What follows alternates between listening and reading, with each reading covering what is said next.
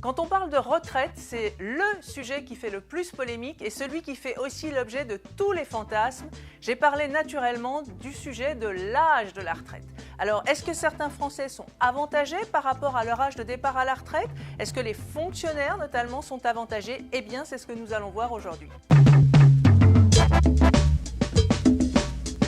Alors, contrairement à une idée reçue, les fonctionnaires partent à la retraite au même âge que les salariés, en tout cas pour les fonctionnaires qu'on appelle les fonctionnaires sédentaires, c'est-à-dire ceux qui n'ont pas un métier ni pénible ni dangereux, en gros ceux qui travaillent dans les bureaux, dans les mairies, etc. Pour eux, les conditions de départ à la retraite sont quasiment identiques à celles des salariés. Ils peuvent partir à la retraite à partir de 62 ans, à condition d'avoir cotisé 172 trimestres, et s'ils n'ont pas cotisé ces 172 trimestres, ils n'ont pas de pénalité financière s'ils prolongent et s'ils partent à la retraite jusqu'à 67 ans. 67 ans, donc l'âge d'annulation de la décote de la pénalité financière s'ils n'ont pas tous les trimestres.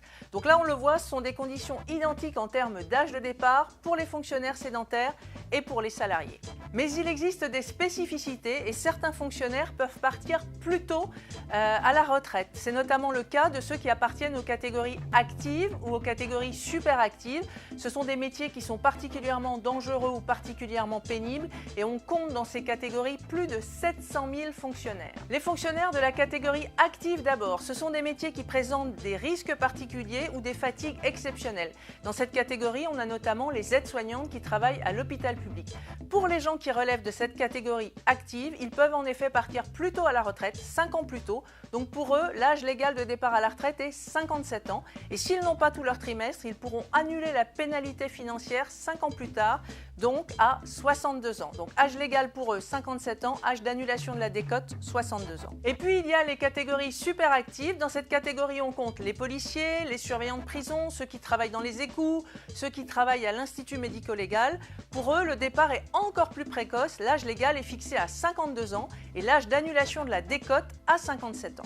Il y a enfin la fameuse catégorie des régimes spéciaux de retraite. Ces régimes spéciaux, ce sont la SNCF, la RATP, les industries gazières et électriques, l'Opéra de Paris, la Banque de France notamment. Dans cette catégorie des régimes spéciaux, les fonctionnaires qui sont sédentaires, donc ceux qui n'ont pas un métier pénible ou dangereux, partent aux mêmes conditions que les salariés, c'est-à-dire à 62 ans et annulation de la décote à 67 ans. Sauf, c'est encore une exception, dans le régime de la SNCF où même les sédentaires peuvent partir à partir de 57 ans.